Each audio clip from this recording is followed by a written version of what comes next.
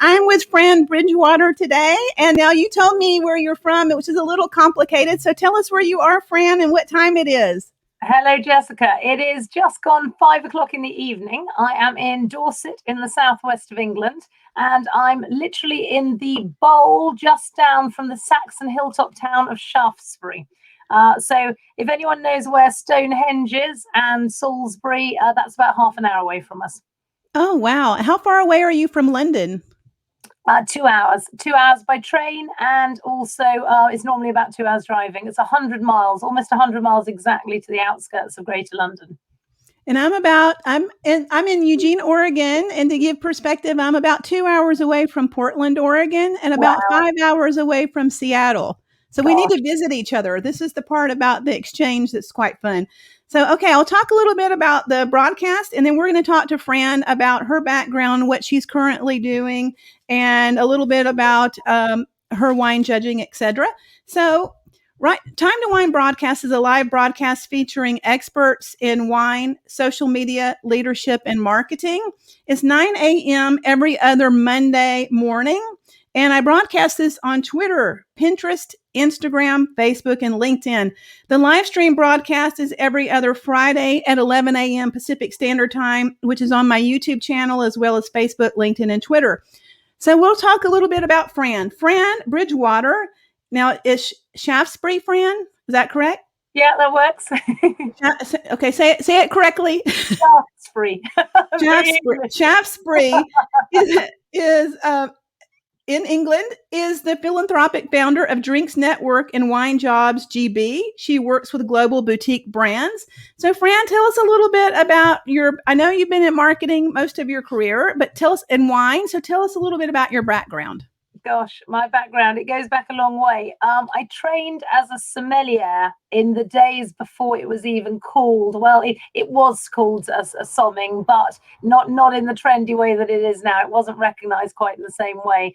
So I trained as a lunchtime wine waitress in my gap year in central London, in a wine bar that is now called Noble Rot and is incredibly famous. It was called That's Wine Bar then. And that was the beginning, I suppose, of my wine journey at the age of, I was 19. And it was after traveling. I traveled to Hong Kong, Australia, Hawaii, and LA as part of my gap year travels. I'd been a silver service waitress before I left, and when I came back, I did wine bar, wine waitressing, and basically learnt wine from the ground up, I suppose. And what was lovely was that our boss was a guy called David Alcorn, and he used to sit us down after each session, and whatever wine was left over, he'd sit us at the bar and say, let me talk you through these Bordeaux, these Burgundies, whatever. So we had a really, really thorough grounding. So that was kind of how it all started. Then I worked essentially, I started in PR, and that was, all of this was about 30 years ago, in London, in central London, working on primarily luxury FMCG brands. And I worked in motorsport as my first major job. I did a degree in economics at Bristol University, which is what got me to the Southwest, which is how come I live in the Southwest now. I started living here and liked it so much I stayed here. And after my degree, I worked in motorsport. I used to drive 175,000 pound supercars that used to go from 0 to 60 miles an hour in 4.2 seconds. So wow. that was a sales, marketing, and PR job. And I've always worked in all three disciplines. So it's it's triple threat. Sort of I can nowadays, because I've worked in wine for so long, I can take any brand just about cradle to grave. I can do anything from vineyard sourcing all the way through to, I'm learning winemaking. I need to do tank washing. That's the one thing I haven't done yet in winemaking. I've done blending. I do pruning. I do harvest. I do all sorts of other things. I think it's fair to say that a vineyard and a winery is probably my happiest place on earth. And one day when I grow up, I'd like to own a vineyard and run my own organization, get my own brands going, and make my own wine. Oh, I would love to do that too. I've been in marketing, PR, and sales my entire life too. And then wine. So I've added that all in there as the same thing, but that's my entire background as well. I wanted to ask you, in England, is there a culture, because I talked to Catherine yesterday, is there a culture when you're young that you need to travel internationally, or was that just something that you wanted to do yourself? Yeah, it became very trendy in the 90s to go on a gap year. It was recommended. I was one of the youngest in my year going through school, and it's one of the best ways to catch up with your age group. Basically, you basically hold a year in limbo, but you are encouraged. And I remember going to a friend's 18th birthday and being told by a 21-year-old, she said, your gap year is the best year of your life. It's the year where you've got more access to funds than at any other point, because you've still got parents that are prepared to help you a bit if they need to, or if they feel they want to. And when we actually got to Australia, well, money started running out and we were hoping to work, and it was less easy. Again, you see, you go traveling at the age of 19, you feel sure you've got loads of skills, loads of transferable skills. Of course, everyone's going to want to employ me. And actually, it's not quite as easy, particularly if you're boyfriend and girlfriend, which is what we were traveling. And it was the parents that said, we're going to put another £500 in your account, travel more, stay longer, do more. So yeah, I think it has been very much a cultural thing in this country that it's encouraged. The other thing that they encouraged until recently, of course, because of Brexit, was studying abroad, and particularly studying in Europe. And I did a 4-year degree course in economics, and the third year was based in Spain. So again, I spent a year studying economics in Spain, in beautiful party capital Valencia, which actually was great fun for all of us. It had 3 nightclub districts. So I'm not sure we did very much work all year, but we did lots of partying and got very good at tennis. And strangely enough, I was teaching study abroad, so I have done that quite a bit too, taking American students to Italy. So we can talk about that in a little bit too. I think it's really important. I think to learn how other cultures work, to learn how bureaucracies in other countries work as well. Yes. Because that's quite something else. You can think your own country is bureaucratic until you try another regime, and it's, wow, this is even harder to get a telephone line connected when you're not a Spanish national or whatever, and loads and loads of queuing and extra queuing, and lots and lots of paperwork. Though I think you grow up a lot. I think every time you spend a year abroad, as a young person in particular, I think your horizons broaden. And I know that when we got to university, there was a real marked difference between the girl next door to me who knocked on the door and said, would you like some orange squash, which is just a soft drink? And then I had another friend who'd been in Nepal for a year, and she said, I've got some vodka. Would you like some vodka? It's, this is more like it. So it was really interesting, as the lot that had come straight from school were very, very innocent and very new and still in the school regime. Whereas any of us that had traveled for a year had been homeless and penniless at some point in the year, probably starving, probably ill up a mountain at some point, and you learn to draw on resources in a different way. So I think it's really good, and I think it's to be encouraged. And I think the more, particularly as we all emerge from pandemic and people can start traveling, I think that's the hardest thing at the moment for the younger generation, is those that are in their top teens wanting to travel at the moment, they can't. Which makes it really challenging. But I think it's an essential part of growing up. I think it really makes a difference. I think so too. I agree. So let's talk a little bit about your work with the Gerard Basset. Is it correctly French? Okay. This little American woman's having some trouble with the pronunciation over here. Great. Gerard, is it Gerard Basset? Gerard Basset. Gerard Basset Wine Education Charitable Foundation. Okay, yes. Let's talk about that. I know you've been doing a lot of things on social media, because I watch you on social media. So let's talk about your charitable foundation. Okay, well, Gerard was one of the most amazing men on earth, without a shadow of a doubt. He was a humble Frenchman who came to England. I believe it was for a football match originally. He stayed, he fell in love, he had a family, he started many, many businesses, and he became determined to become an expert in wine. And he wasn't contented just to get one title. He wanted every title and every qualification going, and he was super hardworking and the most amazing role model for anybody wanting to get into wine, because he failed lots. and he didn't let it put him off. He just kept going, kept going, kept going. And he sadly died far too young, in his early 60s, a couple of years ago now. And he was absolutely determined to become the greatest sommelier in the world. And he actually got that title in the end, but it was such hard work. And he's written a beautiful, his final book was called Tasting Victory, and I recommend it to anyone, because it shows resilience at a level that you've never known. In order to just keep on going. Every time he failed, he nearly got there, then he didn't get there somewhere, and then he carried on the next year.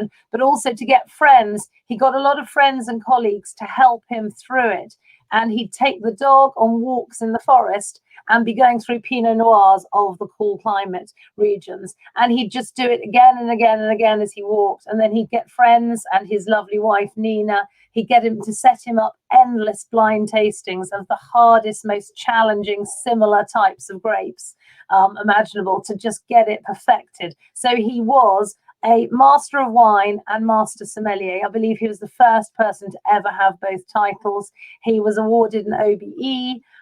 He's got every night of every champagne, Burgundy, Bordeaux. He was just absolute legend beyond belief. And it's an honor to be working at his foundation and to be doing anything to carry his name forward for future generations. So yeah, the Gerard Basset Wine Education Charitable Foundation was established by his best friend and travel companion, Lewis Chester, who basically they traveled lots. Gerard encouraged Lewis, who's an investment banker by trade.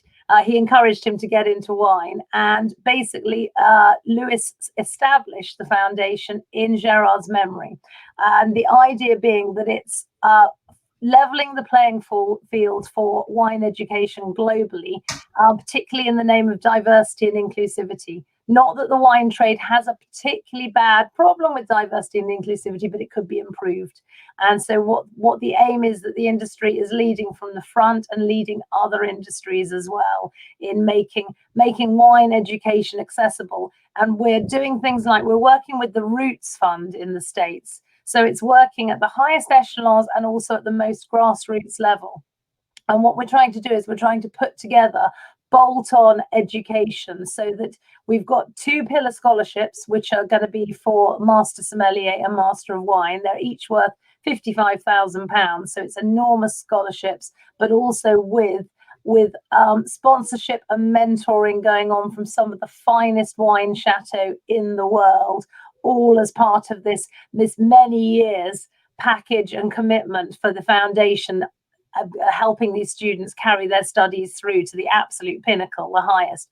But also we're working with the Roots Fund, we're working with UC Davis, we're working across the States to also help those who are perhaps thinking of a career in chefing, and to put a bolt-on wine education piece alongside it. And what we're doing is we're uniting the wine educators across the globe as well, so that they can share their offerings, and so that we can spread the wine education message and spread hopefully all the various sponsorships, bursaries, everything that's available to help people who otherwise wouldn't be able to have access to wine education. So it's big. We're just at the beginning of this all, Jessica. It launched in February. And in Lewis's own words, we're building a nation state in 6 months. And it really does feel like that, because there are so many moving parts and they all move in different directions, and there's lots and lots going on. But fundamentally, it is taking Gerard's name and everything he stood for in terms of fairness, equality, and just sheer passion for wine. And it's taking it to all corners of the globe and making wine education that much more available to everybody. So it's big. Oh, it's wonderful. So how are you, what kind of fundraising activities are you doing? Right. Well, the biggest one is happening this October. It's called the Golden Vines Awards, and it is going to be taking place in Mayfair.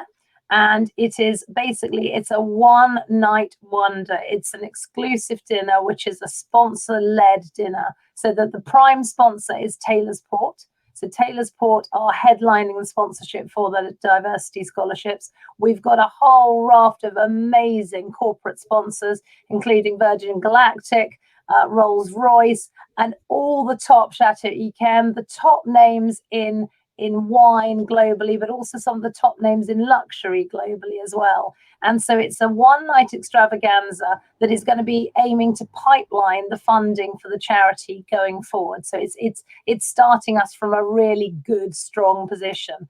And this was all Lewis's idea, and he's got 2 charity auctions running. One's going to run actually on the night at the dinner. The dinner's going to be live streamed, and there's also going to be an online auction as well with amazing money can't buy auction lots. So again, with some of the finest chateaux across the world, some of the finest wine houses across the world are giving amazing auction lots that include wine experiences. So it's not just the wine. We've got loads of large format bottles as well. So big Nebuchadnezzars and Magnums and just enormous things that you can't normally get access to. But also the wine experiences. So picked up chauffeur-driven limousines, yachts, helicopter rides. There are a whole load of different experiences that are going to go up for auction up to 2 weeks in advance of the actual event. And so we won't know how we've done on our first fundraising effort until the middle of October. That'll be the first sort of assessment as to how well this first event has gone. But it's got huge support right across the trade, right across luxury brands. And it's, of course, going to include a massively exciting dinner with the finest chef in the world, Marco Colgreco. And we've got the finest som in the world, going to be doing the curating 8 courses with exceptional wines from the Macallan as well. We've got on spirits. I mean, it's huge. It's absolutely immense. So finest wines, finest whiskies, you name it, and it's starting something that will then go forward. So London's the first year. Each year we'll take it to a different country, preferably linked to a wine producing region. It's going to be Florence next year. We're looking at other countries after that. So it'll come to America definitely, and it'll get bigger because at the moment it's quite an exclusive event and it's a small venue, Annabelle's in Mayfair. And so we need to get bigger each year now. But I think it's sensible to start small and then grow. But I think the biggest challenge, Jessica, is surely every year we're going to have to beat whatever last year's total was. So I think it's going to get more and more challenging, but more and more fun with, I think, lots of engagement across the industry as it really establishes itself. So it's being dubbed as the Oscars of the wine world, of the fine wine world. So there's been a report, the Gerard Basset Global Wine Report, that's happened for a number of years now, and that is a peer-to-peer referred market research. It's an evaluation basically of who those master soms, masters of wine critics, judges, a whole load of people from all across the trade have been saying which wines they particularly are favouring, which regions they're favouring at the moment, and all of this feeds through to the awards ceremony. So it's a massively interesting first go at doing fine wine awards as voted for within the industry. And it's very much that when you fill in the report, nobody can have a conflict of interest. You have to declare if there's a conflict of interest and you can't vote in that bit. So it's very fair. And it's going to be fascinating. It'll be really fascinating. So we're already starting to get some of the awards. They're already starting to announce a little bit. So Stephen Spurrier, he got a posthumous award for his a huge contribution to the wine world. Again, another wine legend who I was exceptionally close to, who died way too soon. And he had a vineyard in Dorset. So when you come to England, Jessica, in the future, I will definitely take you to Bride Valley down in Dorset. It's right down by the coast, right by the beach. You can literally see the sea from the top of the vineyard because it's really, really high up. And the tractor has huge effort going between some of the vines because they're at real slopes. So that the tractor just about holds on. but that's the whole. The Stephen Spurrier link as well is massive. So both Gerard and Stephen, they were amazing wine legends, and their names will go down in history forevermore, and quite rightly so. We all wish that we could do something that we're contributing to society, that our name goes down in history for that. Mm-hmm. So I want to talk a little bit. Let's talk a little bit about Wine Jobs GB. You've been doing a lot of work on that, and there's a lot of work on social media. So I'd like to have you talk about it. Yeah, sure. Thank you. Yeah, Wine Jobs GB, that came about when I was quietly sitting, just musing and thinking things through between Christmas and New Year. I'm normally at my most creative when I relax. And I worked out, it was 30th of December. I suddenly worked out that through COVID, UK hospitality across the world has been absolutely decimated. The on-trade vanished, and ridiculous numbers of hundreds of thousands of jobs vanished overnight due to the fact that everything just had to close down. And I worked out that so many of my friends were feeling in such a bad state, without work, not knowing what to do, retraining, all sorts of options that people were going through, trying to work out how to bounce back from this pandemic somehow. That I worked out that I was amazed that there wasn't one central jobs board anywhere. There is WSTA. They have a jobs board. There's a thing called Wine Jobs England. There are a number of different jobs boards, but there was nowhere aggregating the whole lot. And I'm an economist by trade, and I'm fellow of the Chartered Institute of Marketing, so I kind of spot niches naturally. And I worked out that this is something that needed to be done. And I just thought I'll just start a group on LinkedIn and see whether, rather than talking to one friend and saying, oh, I found this job here, and then them going, well, maybe or maybe not, and then that job is effectively wasted. I thought it needs to go out to a wider audience, to be publicized widely, so that as many people as possible who might qualify for that job at least know that it exists. Now, within a couple of hours of Wine Jobs GB launching, across on, all it was on LinkedIn, I had hundreds of people sign up. I had lots of masters of wine and master sommelier saying to me, my gosh, Fran, this is such a good idea. Brilliant, amazing jobs as well, because there are so many jobs as long as you know where to look. And so I just started aggregating. So Louis Vuitton Moet Hennessy Group, just wherever they've got jobs boards, I was just pointing people to. There are 400, and LVMH Group have 425 jobs globally at the moment. And so even though I call it Wine Jobs GB, it seemed to turn global fairly fast. So a lot of people are based in England, but by no means exclusively. And we do publicize all wine-related jobs, and those that are sort of parallel and link in, so food and luxury. There are a number of different areas that it can go across.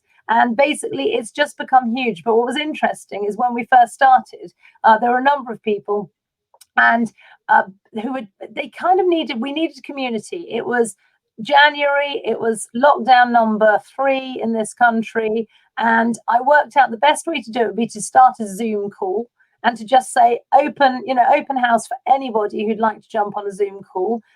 20, just over 20 of us made it to the first call, and a number of other people going, I'm so sorry, I can't make that time. Will it be recorded? And I said, it won't actually, because this is people talking about difficulties. So they are without work for the first times possibly in their lives. All sorts of things. So it'll be a very open, honest chat, and I won't be recording it because it's not something to publish. It's more that we just talk and we see where we get to. And because I'd only joined Zoom on sort of standard free sign up, it cut out. So every now and again we all logged back in again, and all 22 of us stayed on for an hour and a half. And then at the end of it, and we talked about all sorts. Some people had jobs and they said, I've got a huge contact network. I've got a little black book full of contacts. If anyone would like any introductions, I'd be more than happy to do that. Now that counts for a lot, particularly when competition for jobs is so fierce. You need a point of distinction. If somebody actually knows you, that makes a real difference. Other people were on there because they needed jobs or because they were recruiting. There were all sorts of things. And at the end of this hour and a half, the whole group went, this has been so nice. Can we all stick together somehow? And I said, yeah, sure, we can do another Zoom. And they were going, yeah, but we've all got to know each other. We don't really want everyone else now, because there'll be loads of other people. Obviously, as it gets bigger, we'll start flooding on. And so I said, okay, well, why don't I make us an ambassador group then? Because then everybody has it on their CV straight away that they're doing something. So you've suddenly not got a blank on your CV. So from January 2021, you can be a Wine Jobs GB ambassador. How often do we want to do these calls? Because I said to her, I don't want it to be onerous. I don't want it to be something, I've got to do a call. because everyone was getting zoomed out by that point anyway. But this was at a really different level. It was a really personal level. And what we ended up building was an utter community. And to this day, we still do Friday 11s, and you must join us, Jessica, on one of them, because during lockdown, we were so naughty. 11 o'clock on a Friday morning, we were actually drinking wine, because if we weren't having to drive anywhere that day, and we all had children from, at home, there was nowhere that anybody needed to go. And so we kind of start the weekend early. And so we'd all be laughing like, what's everyone drinking? Oh, I'm on a Bordeaux, I'm on a Pinot Noir. And that's an interesting one. I haven't tried that one. What's it like? And so on we started. Then, of course, obviously lockdown started to release a little bit. So we all went on to coffee and water and sensible things. But still, we do Friday 11s. So it's Friday 11s every Friday. There is no obligation for anyone to turn up. It's purely, if you're free, it's a bit like standing around a coffee machine or a water machine in an office. And so all we do, there's no set agenda. There's nobody has to stand up and particularly say anything. It's purely, how is everybody? And then some people have had a terrible week, and then other people have done really well, and something's gone really well. But the trick is we've all learned to trust each other. And we really get on. But there are lots of other people. There isn't just the hardcore of 22 ambassadors anymore, because the ambassadors is extended to about 40. There are currently, I think, 780 members of Wine Jobs GB across the world. And we all help each other the whole time. And this is what I try and get. I had to move it across to Facebook as well, so that we had a double audience, because there's a different audience on Facebook. And there are different links on Facebook. I share a number of the jobs across both sites. But it's simply, it's an organization that I want to set up as a full charity eventually, Jessica. I would like it to be through the Charities Commission, and I would like it to be available for the wine trade forevermore, so that nobody will ever say, oh, I don't want to recruit because it costs too much. It's too much hassle. I don't want to write a job description, or it's only a couple of days a week job, because that's called a gig. That's part of the gig economy. And that's a really important thing too, for a number of people who are freelance, to pick up a 2 days a week gig or a 5-hour gig. That's actually a useful thing, like rewriting a wine list. There are lots and lots. There are top masters of wine and master sommelier that would love to rewrite somebody's wine list for them, or reorganize their restaurant. And so it's been an amazing community. And nowadays we all join in, and because we've known each other all so long, and anybody can drop in any time between 11 and 12, people just drop by and they get, does anyone know, or has anyone got access to how I can import sake, or whatever the challenge is between all of us. One of us is going to know somebody that we can go, yeah, I've got them on speed dial. Hang on, I'll just ring them for you. And the problems are solved. So I think it's filled a much bigger role than I was intending it to. I was intending it to be a jobs board and to help point people in the right direction. But I've done lots of mentoring, which has been lovely, and helping people through the interview process, because the interviews are really hard at the moment. I don't know whether you've experienced this in the US, but some people are doing 4 rounds worth of interviews for one job at the moment, because I think companies are risk averse. They don't want to recruit the wrong candidate. It's a little bit like marriage. Everyone's going into it that much more seriously. So they keep on doing another round of interview just to make sure, just for another person in the organization to, give them the nod or whatever else. And for the candidates, it's really hard. It's really soul destroying, because I keep thinking I've got it, and then they tell me I've got to do another round, and it's okay, keep going. And then I can say to them, I've seen this happen before. This is fine. Hold with it, hold firm, add extra bits, because you are going to have to do a performing monkey thing again. You are going to have to stand up and do your thing, but add extra in each time. So it's been immense. And as a result of that, as you probably heard, I got nominated for the IWSC Emerging Talent in Wine Award this year, which was absolutely amazing as well. And in fact, it was so funny, because I didn't even have the time to fill in my application. So that was filled in by the lovely brand ambassador at the IWSC, who said to me, just throw me your information and I'll put it together for you. Because I had no time. I was mentoring people. I was getting people jobs who didn't have jobs. And that was more important than attempting to apply for an award. There's also a saying, when when you're having trouble getting a job or there feels like there's no jobs available, create your own job. And you seem particularly skilled at creating your own job or creating a situation where you seem to do that over and over again, where like this particular thing where certainly someone is going to pay you or hire you in that position. So it was a really nice idea. Now we're at about 30 minutes. So I thought I'd ask you a couple of things here and then we'll just kind of wrap up. And then we've talked about doing this again live with some other questions. And so we'll talk about that after as well. So tell me a little bit so let's talk about COVID really quick. So clearly none of us saw a global pandemic coming, and we certainly never saw this affecting every country all over the world, which is still there right now. We are open and we're not wearing masks, and everything is still affected by COVID in terms of lack of product in stores. Restaurants don't have employees to be able to serve people, and they're putting signs on the door saying we don't have enough employees to serve you. So there's still lots of strange activities going on in our area. So what about in your area, and how did COVID? And then I want to talk quickly about how did COVID affect your area, and then some of the silver linings you saw from COVID. Yeah. Oh, it affected it in much the same way as you guys.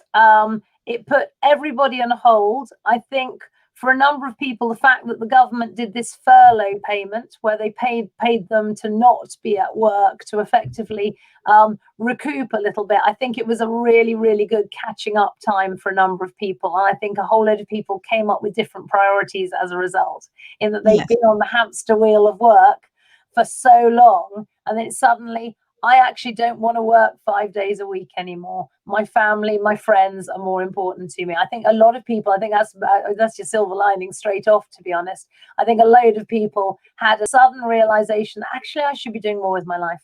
And I don't want to just be making money. I actually want to be doing some good. I want to make a difference. I want to get, clean drinking water across the world. There are any number of more laudable aims other than just paying the mortgage.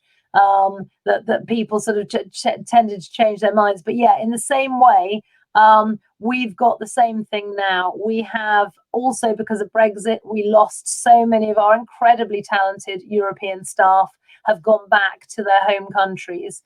So our service industry, the hospitality industry, we are lacking in a lot of really, really incredible expertise that has now left the country for various reasons.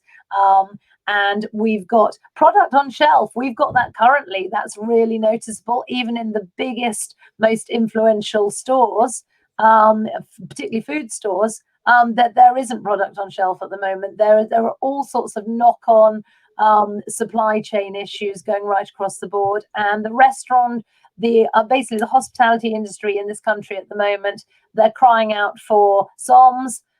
They need chefs.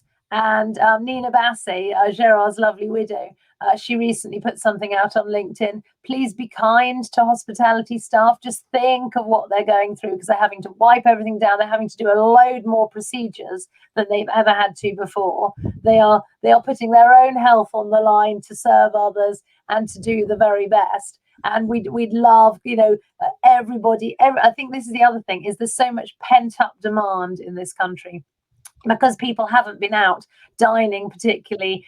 There's a year and a half's worth of spend. And I think this is another silver lining. I don't know whether you've got it in the US, but we've got people are trading up. People are not batting an eyelid at spending much more on a meal than they would have before, because they've had so many meals that they haven't had out, and they've done so much washing up at home and so much experimental cookery. And that's another thing. We've all done experimental cookery. Yes. I'm tired of cooking my own food. Yes. Got it.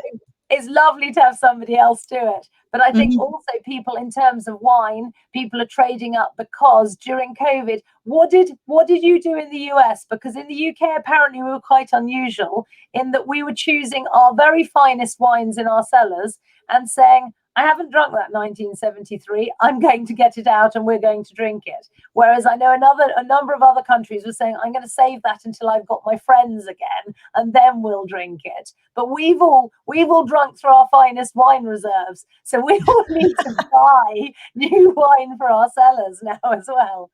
We one of the things I saw here in Silver Linings were there things I heard in some of the larger cities such as Chicago and New York and San Francisco. There can be a very long commute to work. So there were a lot of people really saying, okay, I'm saving 4 hours a day. I'm working from home. I'm not having to drive 2 hours to work. My kids are here. I'm able to see my kids. I'm able to get more work done.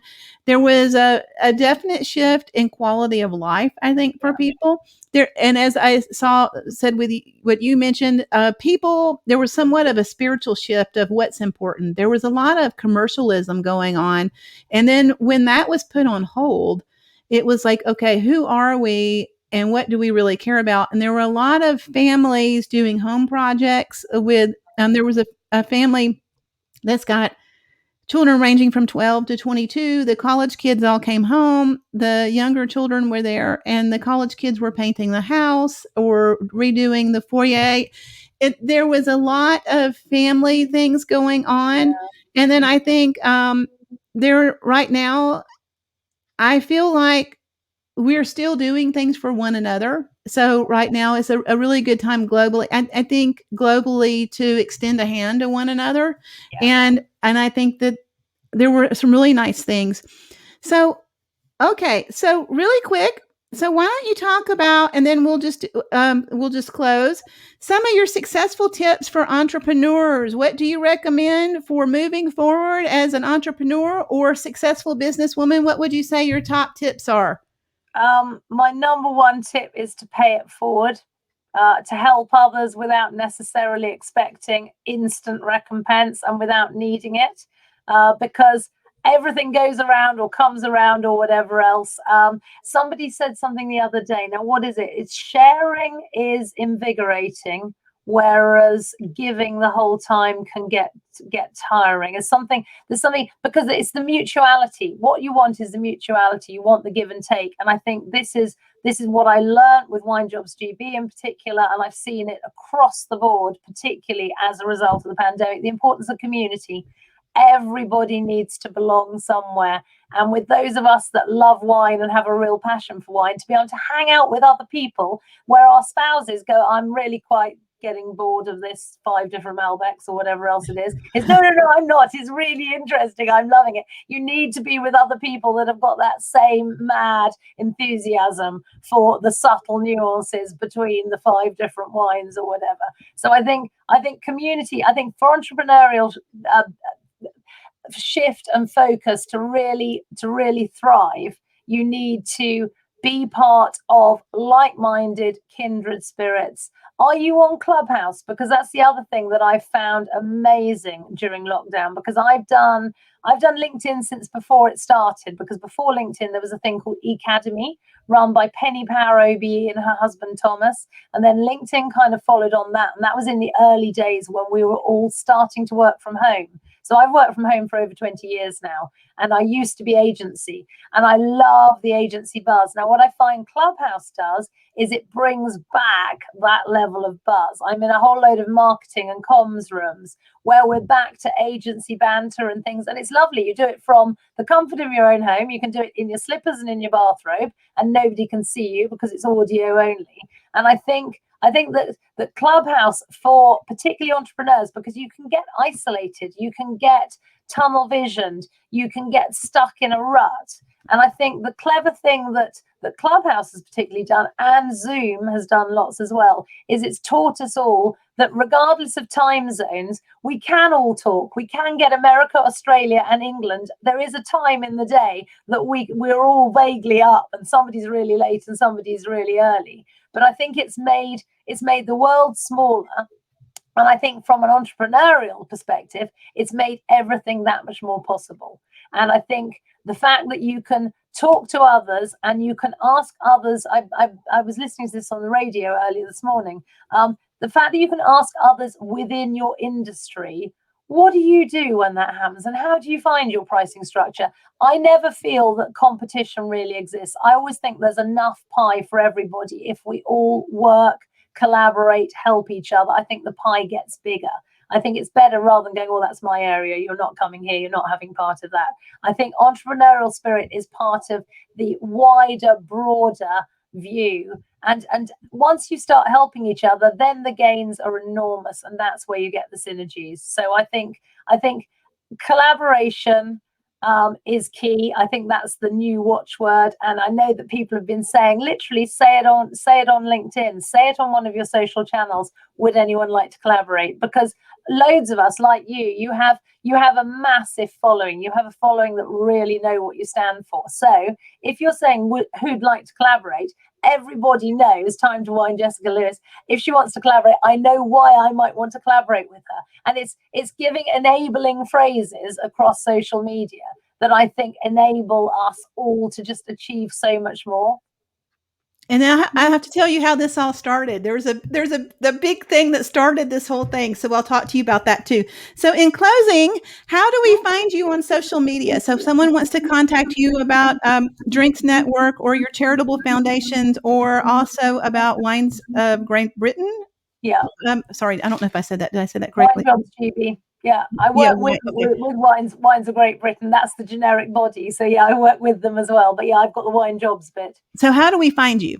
Right, at Wine Jobs GB is the employment one, at Drinks Network, and then on Instagram, because Instagram handles tend to have gone. I mean, they were annoying. I used to have all the social media handles of all the old media, and I got too late to Instagram. So I've got Bridgewater Fran. You can find me at Bridgewater Fran or at Drinks Network 321.